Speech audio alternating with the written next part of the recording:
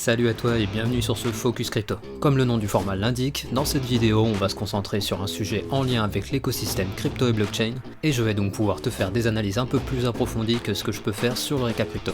Et bien sûr, si tu as des idées pour le prochain Focus Crypto, je t'invite à venir me le dire en commentaire. Et si tu kiffes ce format, pense à défoncer le pouce bleu et à t'abonner pour être notifié dès que je sortirai le prochain épisode. Allez, rentrons dans le vif du sujet. Le 3 janvier 2022, Bitcoin a célébré le 13e anniversaire de son premier bloc miné.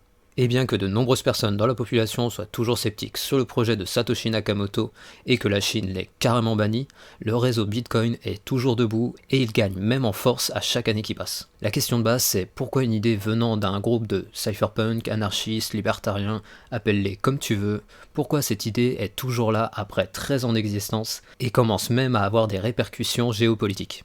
Bon, bien sûr, je pourrais te parler des qualités de Bitcoin telles que la décentralisation, la rémunération des personnes sécurisant le réseau via le minage, ou encore être sa propre banque, et ne pas dépendre d'un tiers pour faire confiance à l'autre. Mais non, bien que je croie aux idées et aux valeurs qu'apporte le Bitcoin, je vais te parler maintenant de la raison beaucoup plus terre à terre de pourquoi le Bitcoin est toujours là 13 ans après sa création. Tout d'abord, une adoption massive ne vient pas simplement parce que l'idéologie est bonne et bienveillante. Non. Une adoption massive apparaît lorsque suffisamment d'acteurs y trouvent un intérêt personnel, et si un intérêt personnel permet la croissance du réseau, c'est que du bonus. Et l'effet cumulé de toutes les entités indépendantes qui travaillent en symbiose finit par former un organisme qui fonctionne en autonomie. C'est quoi la symbiose? L'association réciproquement profitable de deux organismes vivants. Et le système d'incitation à la participation du réseau Bitcoin grâce aux récompenses distribuées aux personnes sécurisant le réseau est la pierre angulaire de la réussite du Bitcoin, car dans ce système, tout le monde a un intérêt à ce que le projet soit un succès. Mais la question est de savoir comment enclencher ce cercle vertueux qui est actuellement en cours. Et bien cela commence tout d'abord par l'adoption d'une catégorie de la population, qui elle-même entraînera l'adoption d'une autre partie de la population, et ainsi de suite. Et tu l'as compris, je vais maintenant te parler des différents groupes qui ont progressivement adopté le Bitcoin pour en faire ce qu'il est aujourd'hui. Bon, bien sûr, comme toutes les idées révolutionnaires, les premières personnes à adopter ce type d'idées sont tout d'abord les idéalistes. Et ce premier groupe de personnes est aujourd'hui identifié comme les fameux cypherpunks, qui avaient tous des idées et sensibilités politiques différentes, mais qui se regroupaient derrière l'idée de la protection de l'anonymat en ligne. Et ce mouvement idéologique né à la fin des années 80 a fini par se poser une question fondamentale qui est de savoir comment créer une monnaie numérique indépendante des États et des institutions. Et pour cela, il fallait régler le problème de la double dépense, ou autrement dit, comment créer de la propriété numérique et rendre obsolète le copier-coller. Et pour répondre à ce problème, il y a eu de nombreuses étapes que je prévois bien sûr de te détailler dans un prochain Focus Crypto, et ces nombreuses étapes ont abouti à la publication du fameux white paper de Satoshi Nakamoto le 1er novembre 2008, et le premier bloc de Bitcoin qui fut miné le 3 janvier 2009. Alors c'est à ça que ressemble une révolution. Bref, nous avons ici le premier groupe qui a pensé et créé la blockchain Bitcoin, mais ces précurseurs ne suffisent pas à expliquer l'adoption que l'on connaît actuellement. Ils ne sont, entre guillemets, que les premiers. Et la deuxième partie de la population à être attirée par cette nouvelle technologie est bien sûr les personnes cherchant de l'indépendance vis-à-vis des autorités. Et oui, tu l'as compris, il s'agit des libertariens. D'après Wikipédia, le mouvement libertarien se caractérise par une philosophie de forte liberté individuelle qui ne devrait pas être entravée par un État ou n'importe quelle institution, et ils sont donc pour une diminution voire même une disparition totale de l'État, et prônent donc la coopération libre et volontaire entre les individus. Mais ils ne nous ôteront jamais notre liberté! Bon, t'as capté, sachant que le Bitcoin est une valeur qui s'échange directement entre les individus, sans frontières et sans besoin d'intermédiaires, ce deuxième groupe était logiquement celui qui a adopté le Bitcoin après les idéalistes. Et on peut même dire que ce groupe était très certainement entremêlé avec le groupe des idéalistes, tellement ils partagent des idées similaires. À savoir que la philosophie des Bitcoin maximalistes, c'est-à-dire ceux qui ne jurent que par le Bitcoin et qui voient tous les altcoins comme des shitcoins, est une philosophie libertarienne.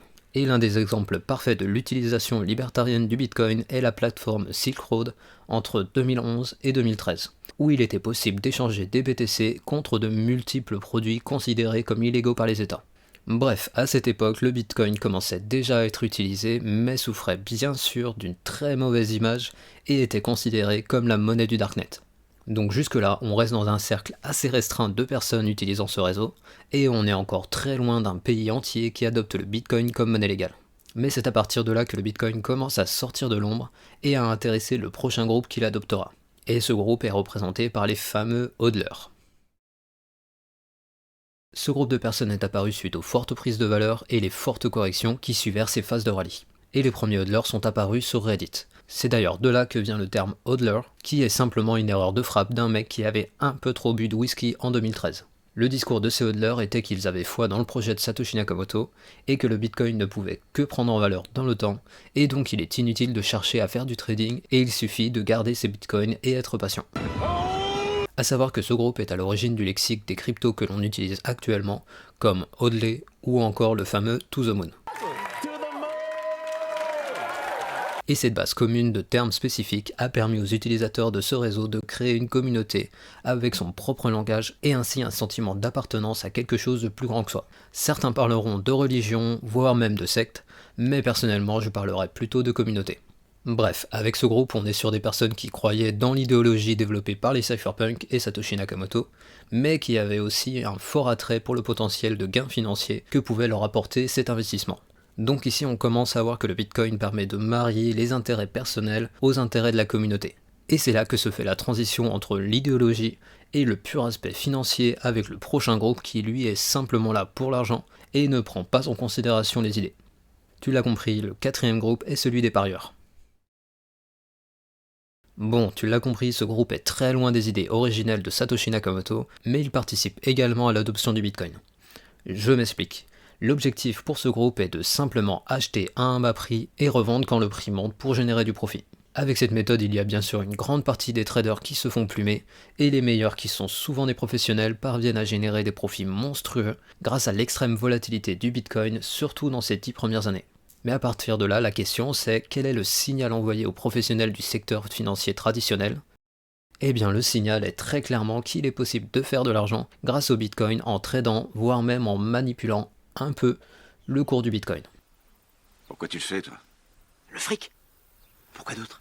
À première vue, on pourrait se dire que cela dessert totalement l'idéologie de base, mais au contraire, le fait de permettre à des personnes de faire de l'argent avec va inciter un très grand nombre de personnes à s'y intéresser, et la plupart vont simplement s'intéresser au prix, mais les plus intelligents vont s'intéresser à la technologie sous-jacente et comprendre le véritable potentiel de cette technologie.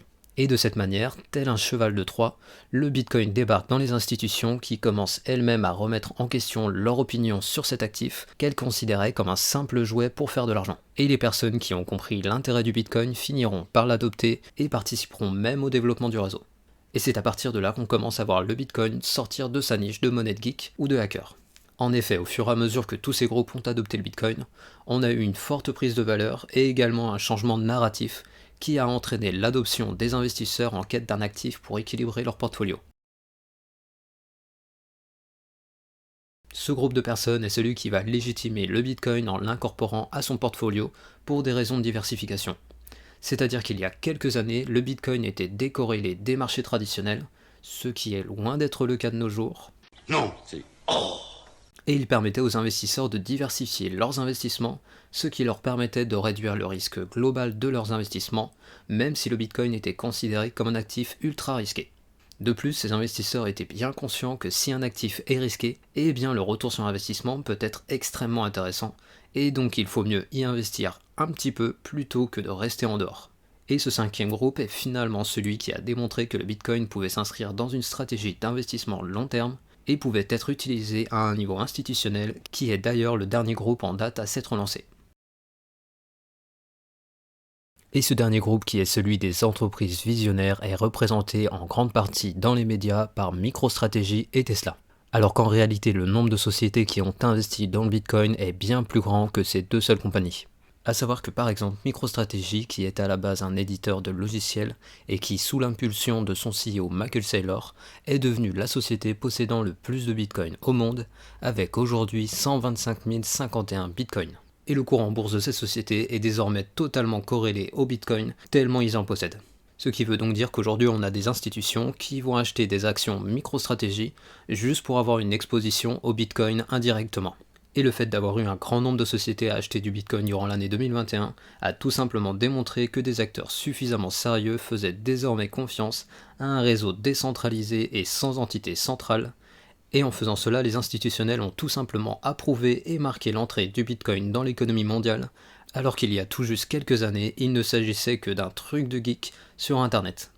Et depuis l'entrée de ce nouveau groupe, on a vu le narratif autour de Bitcoin passer de « c'est trop risqué d'investir dans le Bitcoin » à « c'est trop risqué de ne pas investir dans le Bitcoin ». Bref, tu l'as compris, alors que le Bitcoin vient de fêter son 13e anniversaire, on est passé d'une simple idée d'un groupe de personnes anti-système à un actif qui commence désormais à faire son entrée dans la finance mondiale et commence désormais à avoir des conséquences géopolitiques.